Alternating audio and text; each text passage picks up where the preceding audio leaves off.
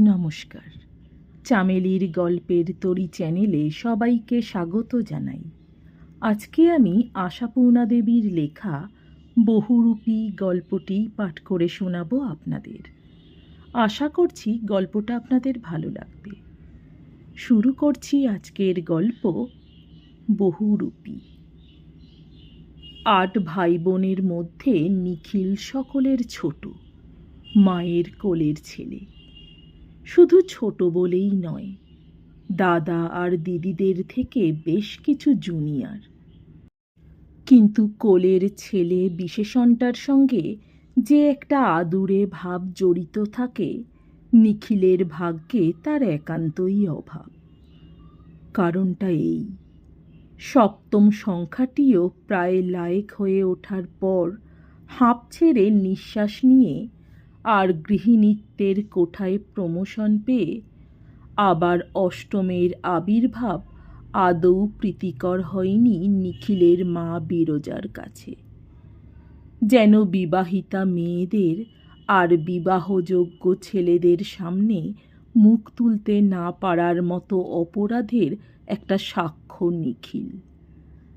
তার ওপর রোগা আর কালো একটা ছেলে, যাকে দেখলে এ পরিবারভুক্ত বলেই মনে হয় না।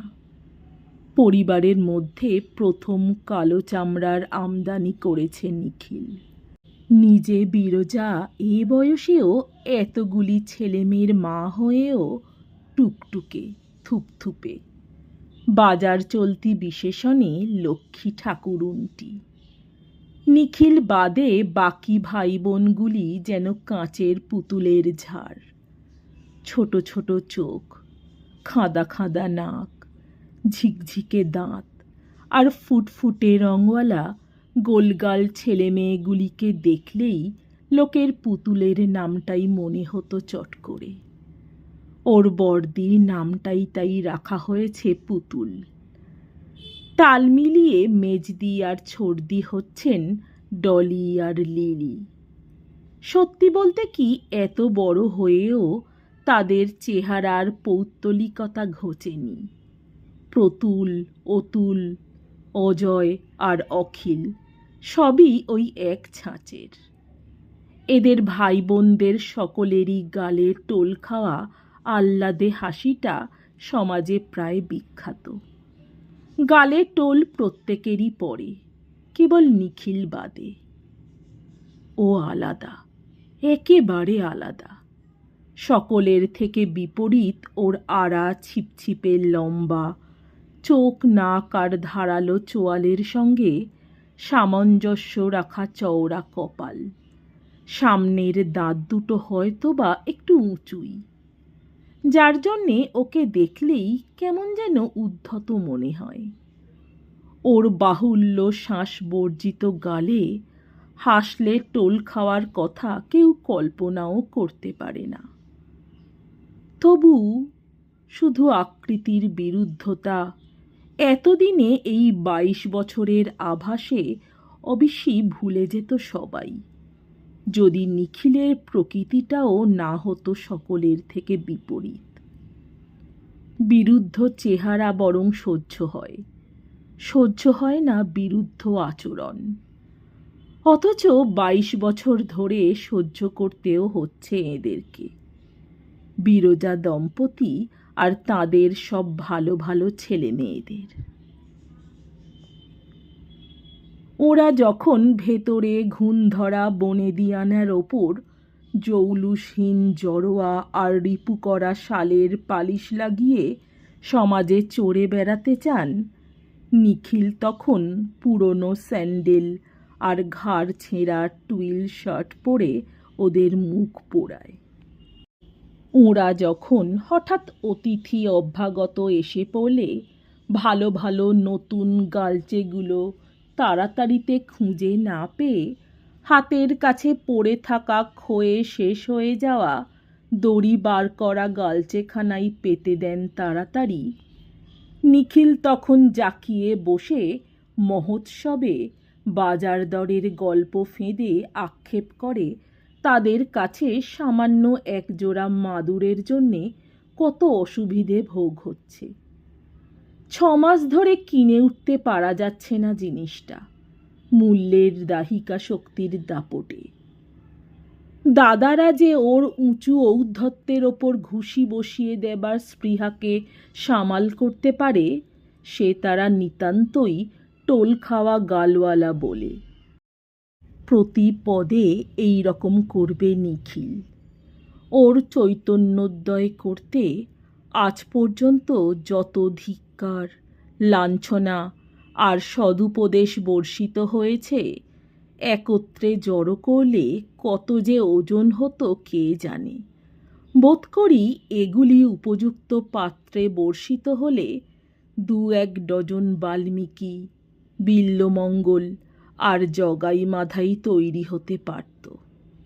কিন্তু নিখিলের আর চৈতন্য হলো না।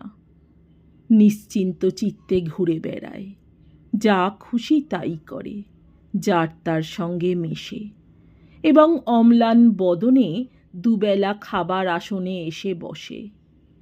অবশ্য ঠিক সময় মতো এবং সকলের সঙ্গে বসবার অবসর তার হয় না। বাড়ির কোনো কাজে তাকে পাবার উপায় নেই। একটা উপকারে শুধু লাগে সে, সেটা হচ্ছে বাড়ির প্রত্যেকটি সদস্যের রসনা পরিতৃপ্তির সহায়তা করা, মায়ে ঝি চাকরটার পর্যন্ত। ভাববেন না এর জন্যে দেশি বিলাতি কোনো মুখরোচক খাদ্যবস্তুর আমদানি করতে হয় নিখিলকে। কষ্ট করে কিছুই করতে হয় না তাকে। প্রত্যেকের রসনাকে যথেচ্ছ সমালোচনা করবার মধুর তৃপ্তির যোগান দিচ্ছে সে নিজেই, বা নিজের যথেচ্ছ ব্যবহারে।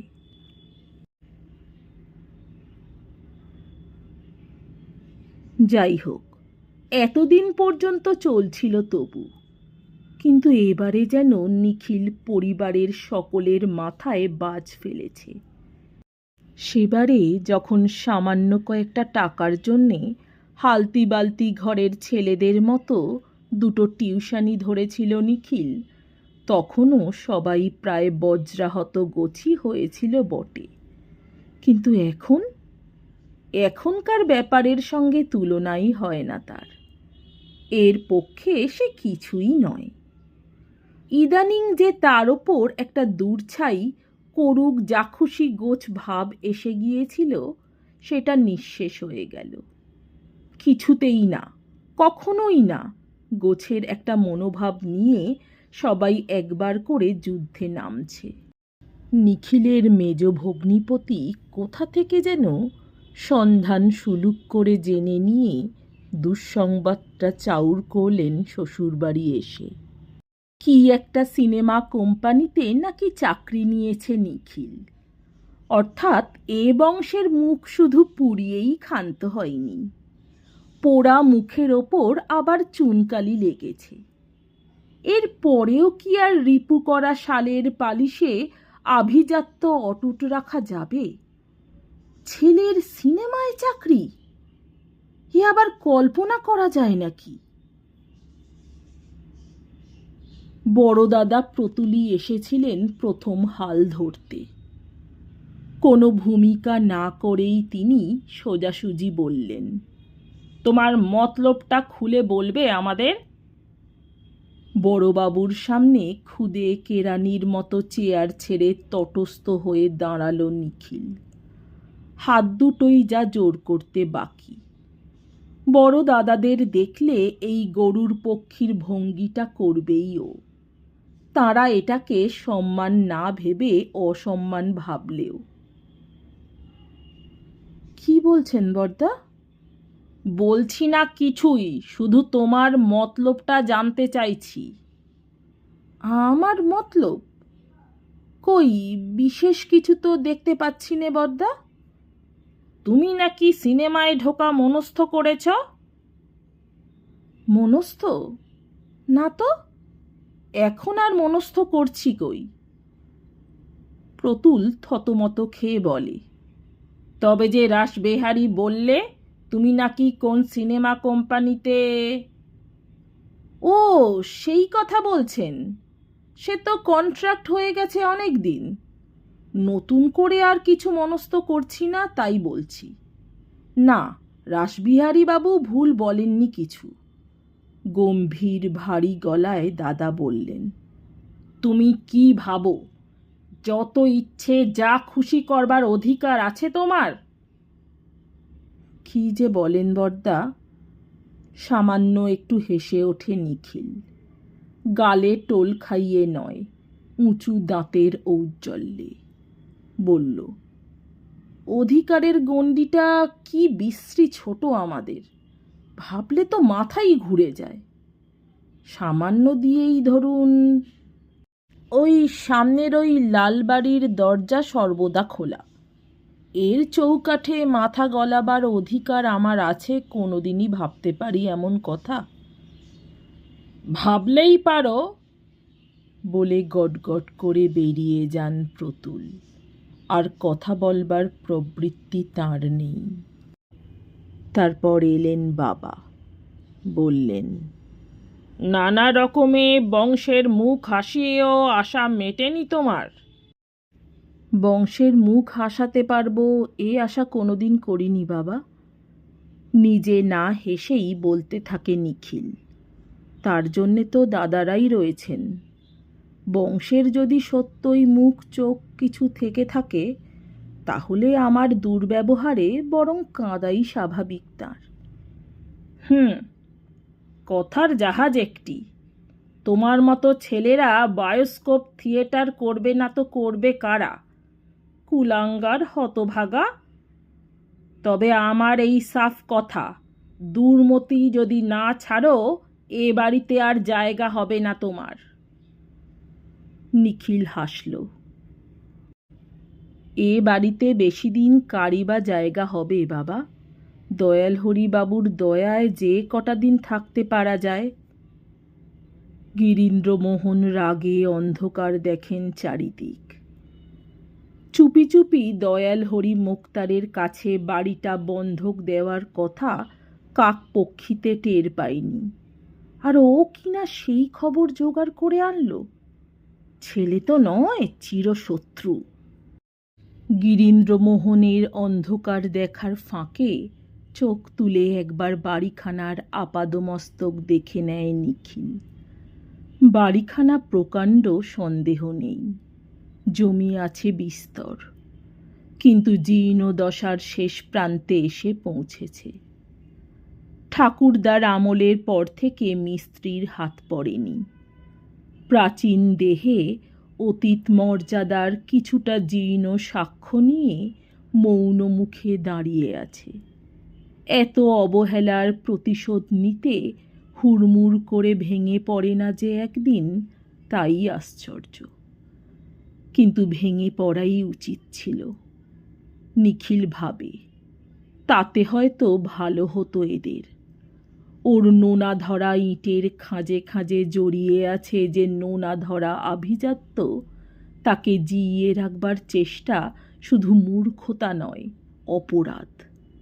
মর্টগেজের টাকা তো কোনোদিনই শোধ দিতে পারবেন না বাবা। তার চেয়ে বেচেই দিন না বাড়িটা। জমির দামেও যদি কেউ নেয়, অনেক লাভ।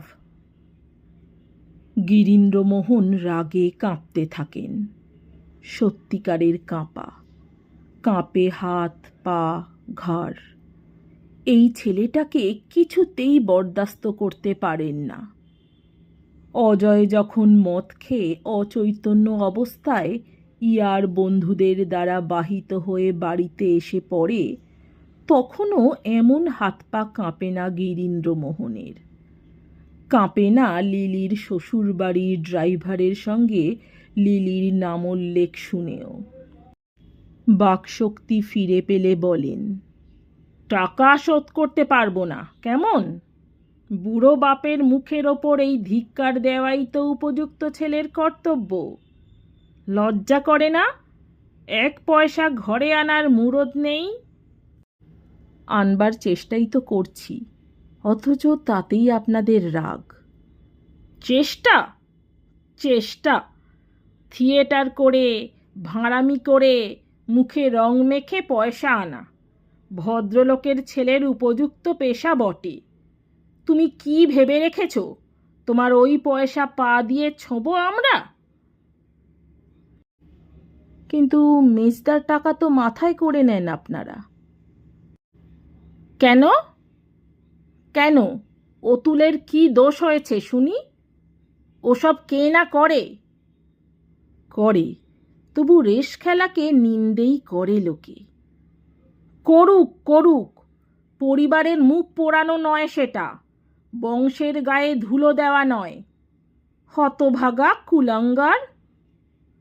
জেনে রেখো, তোমার মত পরিবর্তন না করলে এ বাড়ির সঙ্গে সম্বন্ধ শেষ তোমার। জেনে রাখলাম বলে হঠাৎ বাপের পায়ে হাত ঠেকিয়ে নমস্কারের মতো কি একটা করে নিখিল। গিরীন্দ্রমোহন একটু কেমন অপ্রতিভ হয়ে যান সত্যি, কিন্তু না, নিজেকে চেক করতে পারেন না তিনি। এর এই বিনীত ভঙ্গির নিচে লুকোনো যে ঔদ্ধত্য, সেটা অসহ্য।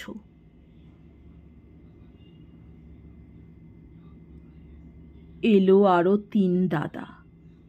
নিখিলের কাজটা তো তাদের গালে চড় মারার মতো হচ্ছে। এই কথাটা বোঝাতে নিখিলকে শুধু চড় মারতেই বাকি রাখে তারা। নিখিল কেবল হাসে, লাঞ্ছনা গঞ্জনায় হাসে। এইটেই সবচেয়ে অসভ্যতা নিখিলের। নিজের নিজের শ্বশুরবাড়ির মোটরে চড়ে দিদিরা এলো। পুতুলি যা ওকে একটু স্নেহের চোখে দেখে, বরাবর দেখে। শৈশবকালে মায়ের অবহেলার পরিপূরক হিসেবে এই যা একটু দেখাশোনা করত নিখিলকে। ডলি তো ছুঁতোই না কালো বলে। পুতুল একবার ওকে কাছে বসিয়ে গায়ে মাথায় হাত বুলিয়ে অনেক বোঝালো। বলল, তুই ছেলে মানুষ, এখনই টাকার ভাবনা ভাববার দরকার কি তোর? নিখিল হেসে ফেলে উঠে দাঁড়ালো। গায়ের শার্টটা হঠাৎ খুলে ফেলে পেছন ফিরল বড়দির দিকে। ইস, ছি ছি ছি ছি, এইরকম ছেঁড়া গেঞ্জি পরে তুই! পুতুল যেন শিউরে আপসে উঠল। আচ্ছা, তা আমাদেরও তো চুপি চুপি বলতে পারিস ভাই, আমরা তো তোর বড় বোন, ভগবানের দয়ায় কিছুর অভাব নেই। তোকে 10-20 টাকা দিতে পারি না? 3 জনে মিলে কিছু কিছু দিলেই তো। অনায়াসে চলে যায় আমার, কেমন? সত্যি, কেন যে এই সাদা উপায়টা মাথায় আসেনি তাই ভাবছি গো পুতুল রানী। ছোট মেয়ের মতো আদর করে বড়দির মাথায় চাপড় মারে নিখিল। বোকা শোকা এই দিদিটির সঙ্গেই যা সাদাসিধে কথা বলে নিখিল, ছোবল মারবার ফিকিরে থাকে না।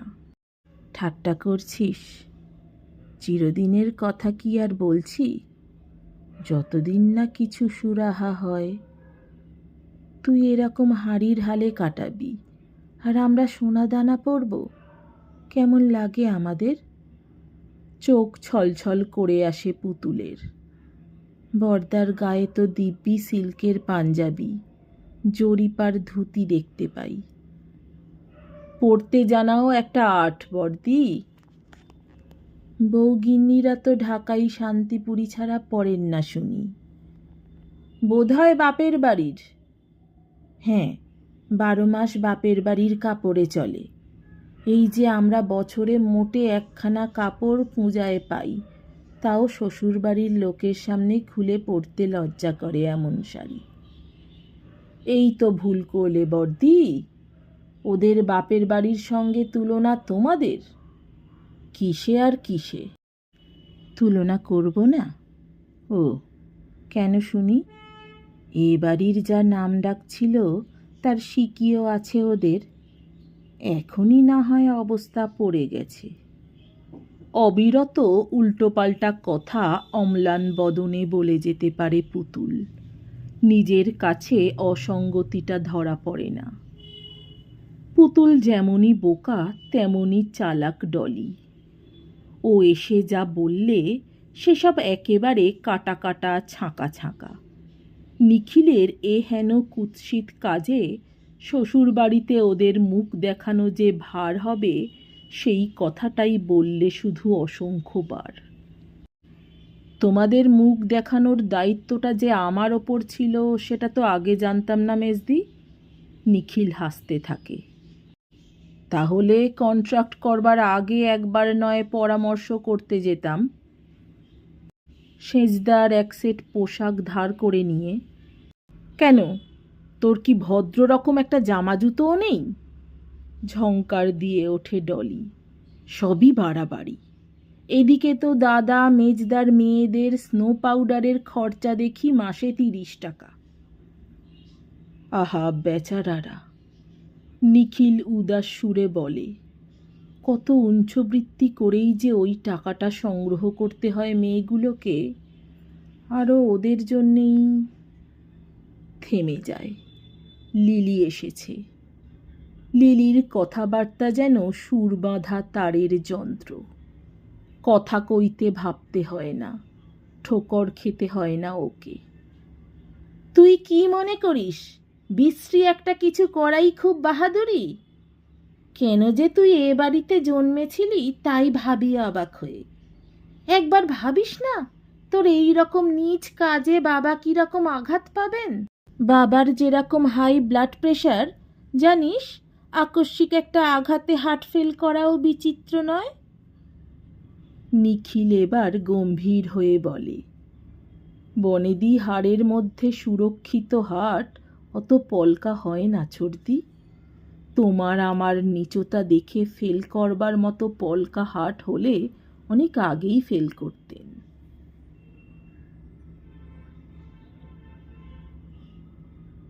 মাকে ঘরে ঢুকতে দেখেই 2 হাত জোর করে উঠে দাঁড়ালো নিখিল। বললে, দোহাই যাও, তুমি আর মিথ্যে খাটতে এসো না। এমনিতেই তো বামুন ঠাকুরকে ছাড়িয়ে দিয়ে যথেষ্ট খাটুনি বেড়েছে তোমার। ছাড়িয়ে দিয়ে কি আবার? বিরজা রেগে ওঠেন। দেশে গিয়ে আর আসবে না সে শয়তানটা? ও হ্যাঁ হ্যাঁ, তাই তো বটে। আমার আবার সবসময় মুখস্থ থাকে না কথাগুলো। যাগে, বলছি তুমি আমাকে মানুষ করবার চেষ্টা আর করো না মা। দেখলে তো কিছুতেই কি পারলে, হেরেই মরলে। না বাবা, তোমাকে মানুষ করার সাহস আর আমার নেই। শুধু বলছি, কি বলেছিস লিলিকে? সে একেবারে জলস্পর্শ না করে চলে গেল। আমি আর কি বলবো, উদাসভাবে বলে নিখিল। বোধহয় তোমাদের ওই আটার হালুয়া গলা দিয়ে গলবে না বলেই গলাবার চেষ্টা করেনি ছোটদি। আটার হালুয়া?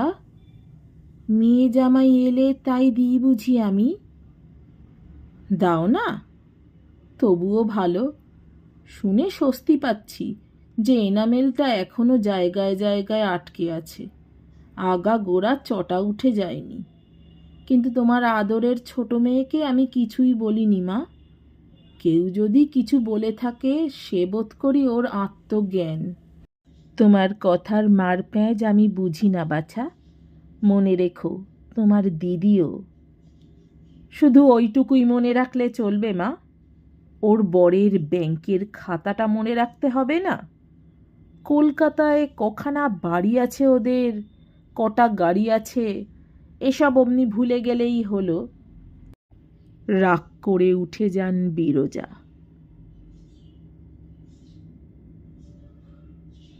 এক সময়ে এসে উদয় হন বড় বৌদি। এ ঘরে কদাচিৎ পা পড়ে তাঁর। এই যে আসুন আসুন। বিনীত ভঙ্গিতে দাঁড়িয়ে ওঠে নিখিল।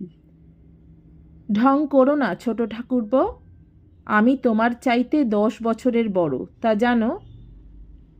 জানতাম না, তবে জানলাম। 10 নয় 20। তার মানে? মানে 10টা বছর কি আর হাতে না রেখেছেন? থাক, ঢের হয়েছে। বাজে কথা। বলতে এসেছি, যা বলতে এসেছেন সব জানি আমি। কেন আর পরিশ্রম করবেন?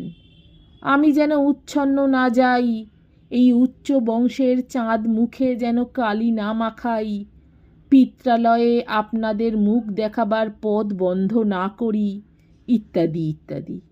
কেমন তো? হয়েছে হয়েছে।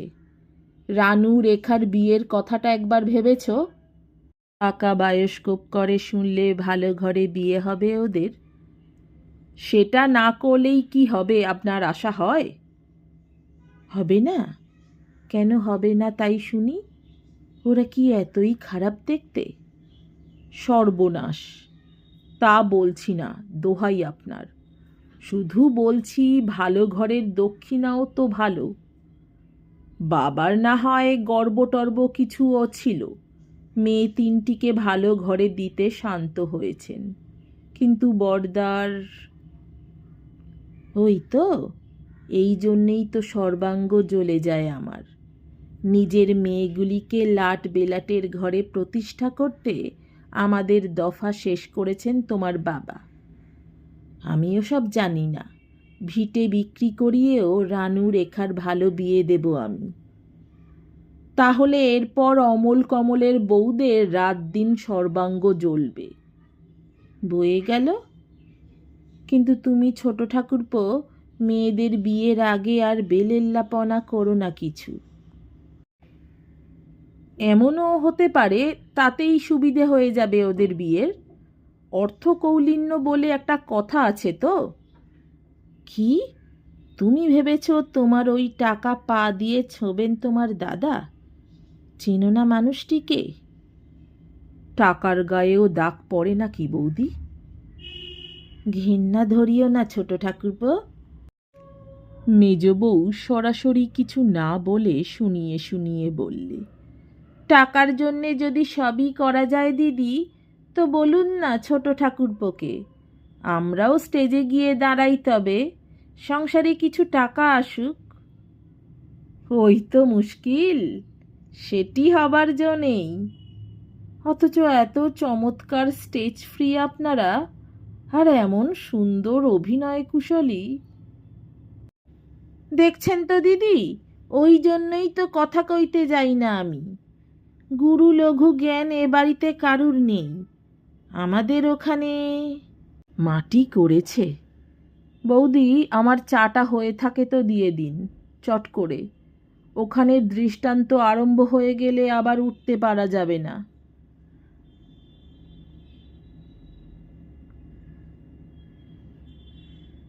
মেজ বউ রাগ করে চলে গেল।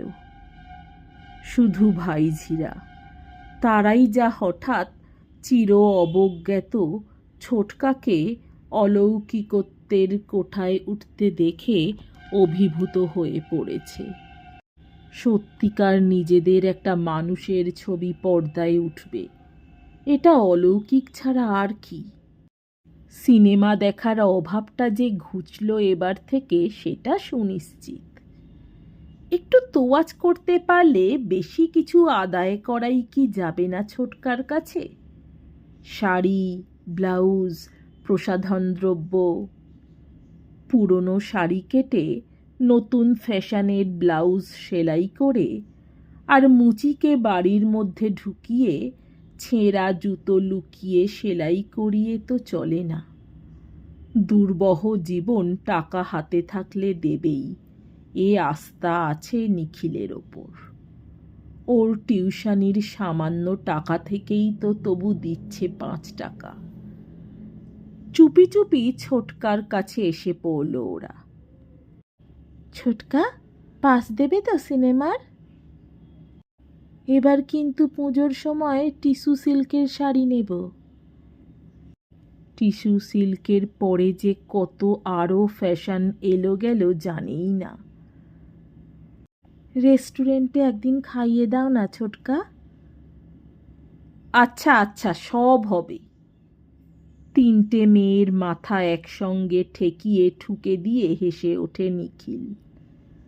এই দারিদ্র্য, এই নিরাবরণ দৈন্য অসহনীয়।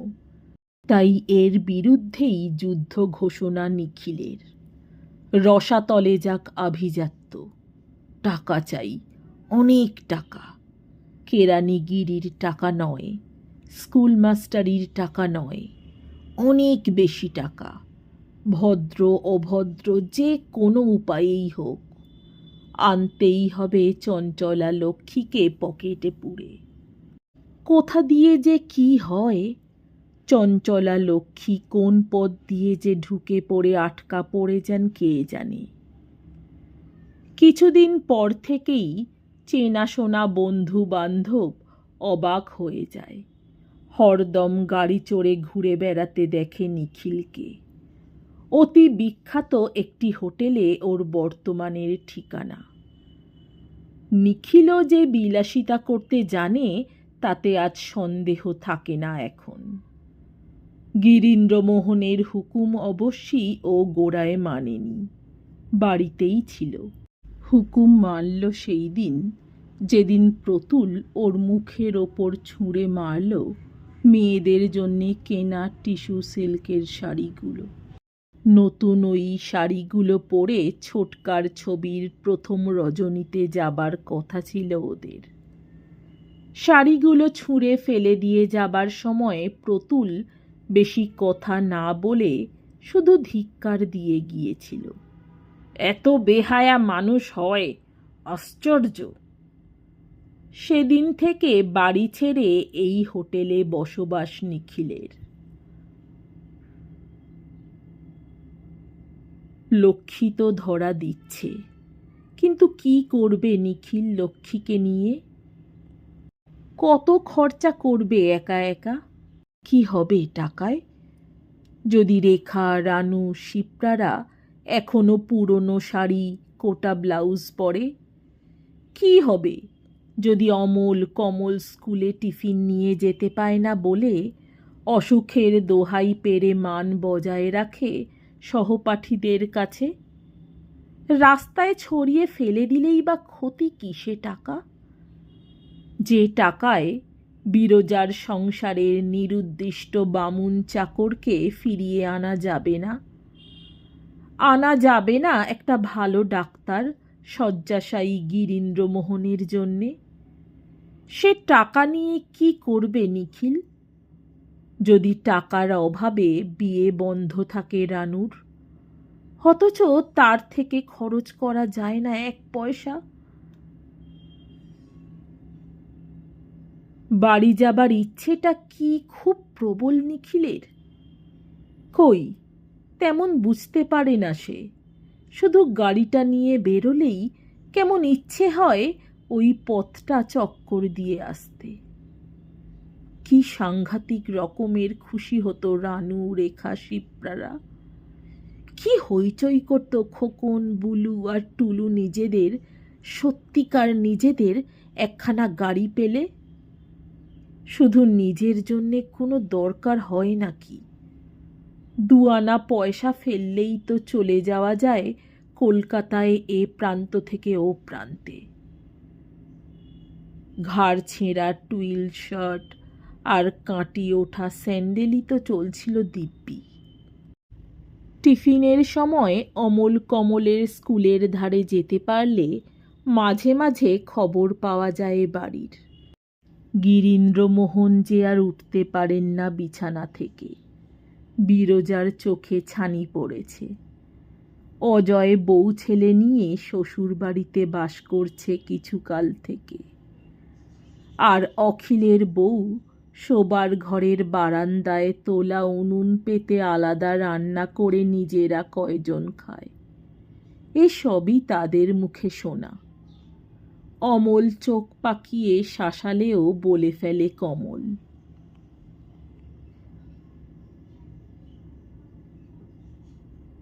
মাঝে মাঝে সময় পেলেই এই স্কুলের কাছটায় যাবার ইচ্ছেটা কেমন দুর্দমনীয় হয়ে ওঠে। দেশি বিদেশি খাদ্যবস্তুর বেশ একটি সংগ্রহ নিয়ে। অমল কমল আগে নিতে চাইতো না, এখন নেয়। আজ লোলুপ দৃষ্টিতে খাবারগুলোর দিকে তাকিয়ে একটা চিঠি দিলে কমল। মা দিয়েছেন। খুলে পড়লে ছোট্ট চিঠি, সময় লাগবার কিছু নেই। নিখিলকে একবার যেতে লিখেছেন বৌদি, বিশেষ নাকি প্রয়োজন। শেষের দিকে মাথার দিব্যিও দিয়েছেন।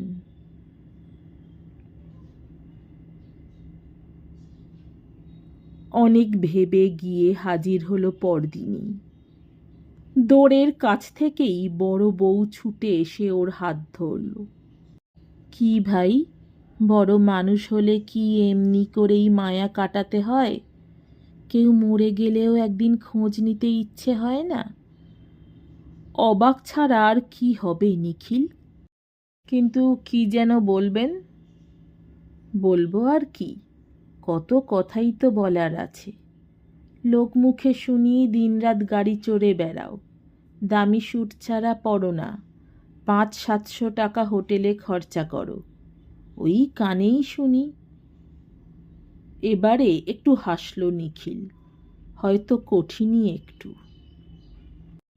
শুনতে হলে তো কান দিয়েই শুনতে হয় বৌদি, তাই বলে একেবারে পর করে দেওয়া? যাকগে ভাই, আসল কথাই বলি, রানুর একটা ভালো বিয়ের সম্বন্ধ হয়েছে।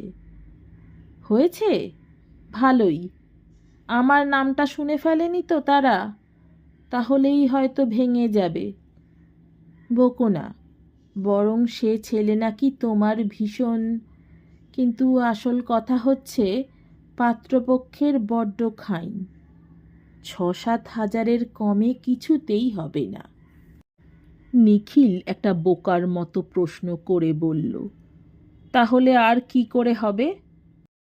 সেই তো কথা, ভরসা ছিল বাড়িটা। এখন শুনছি এ বাড়ি কোন কালে নাকি দেনার দায়ে ও কর্ম হয়ে আছে, ভাড়া দিয়ে থাকতে হয়। শুনে কি বিনা মেঘে বজ্রাঘাত হলো ভাবো। বজ্রাঘাত কি নিখিলেরও হলো নাকি? নইলে অমন স্তব্ধ হয়ে গেল কেন? কিছুই যে বলছে না। বড় বউ ওর একটা হাত ছেড়ে দুটো হাত ধরল, বলল, এখন তুমিই ভাই ভরসা। আমি আমি কি করতে পারি? আস্তে আস্তে হাত দুটো ছাড়িয়ে নিল নিখিল।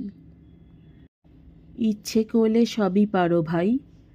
5-7 হাজার তো শুনেছি কিছুই নয় তোমার কাছে। হঠাৎ হেসে উঠল নিখিল। কিন্তু আমি কেন দেব? তুমি কাকা, মেয়েটার যদি একটা হিল্লে হয় সেটুকু করবে না? তোমার দাদা অনেক আশা করে চিঠিটা লিখতে বললেন। কে জানে নিখিলই কি পাগল হলো? তাই স্বচ্ছন্দে বলল, পাগল হয়েছেন? 5-7 হাজার টাকা কি খোলামকুচি? আছে বলেই দিতে হবে। সর্পাহত বড় বউ অনেক কষ্টে একটা ক্ষীণ প্রশ্ন করল, চলে যাচ্ছ? দেখা করবে না কারুর সঙ্গে? কি দরকার? ঝট করে নেমে গিয়ে গাড়িতে স্টার্ট দিলে নিখিল। ওপরের জানালার দিকে তাকালে না সাহস করে। নমস্কার, আমার গল্প পাঠ ভালো লাগলে এবং এরকম আরও অনেক গল্প শুনতে চাইলে অবশ্যই আমার চ্যানেলটি সাবস্ক্রাইব করে দেবেন, আর লাইক, কমেন্ট, শেয়ার, হাইপ করতে ভুলবেন না। অনেক ধন্যবাদ।